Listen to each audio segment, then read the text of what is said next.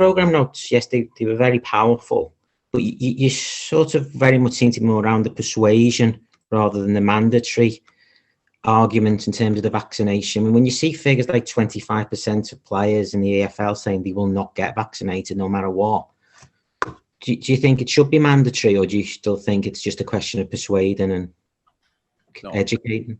It's a question of persuading. I think mandatory makes, from a moral point of view, it should be mandatory for each person, I think, because but it's not from a loyal point of view, if that makes sense. Legal. From a legal point of view, so they say, you have to, otherwise you blah blah blah, these kind of things. I don't see that. But from a moral point of view, because if I can do something but helps the people around me, that's for me mandatory. So, but that's obviously people see that differently. So, but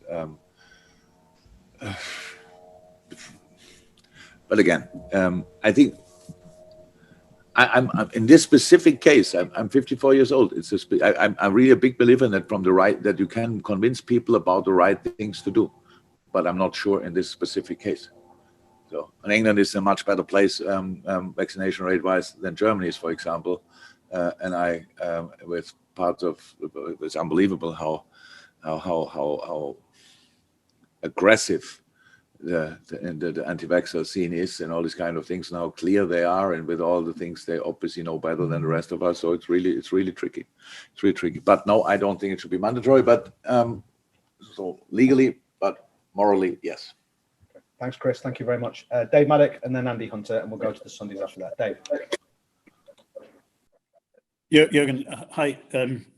Sorry to ask you a more mundane question than this serious COVID stuff, but you say about Alex Oxlade-Chamberlain, and he's playing the best he's been, and he's been really hugely important for you, but he's actually got only 18 months left on his contract now, and there's no sign yet of any extended deal. And you've got a couple of players a bit like that, with like Divock, who's really important as well, and he's only got sort of 6 months left.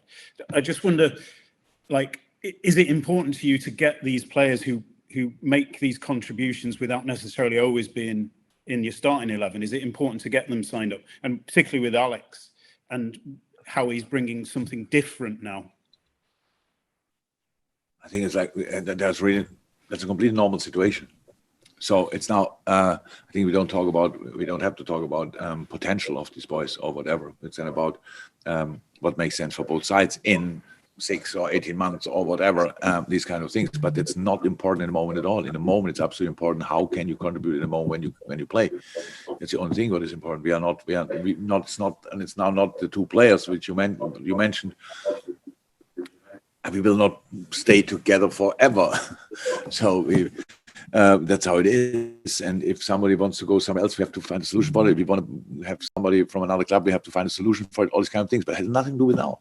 And I don't plan with players, but like coming in the case of they can, the others cannot play. It's about how do you play in the moment, and then you are in the starting lineup. If your contract expires in 2 months, in 4 days, or in 5 years, makes absolutely no difference. So they're all important, but not because they are happy when they don't start. They're important because they can really contribute in a moment when they start or when they come on. And that's why they are Liverpool players.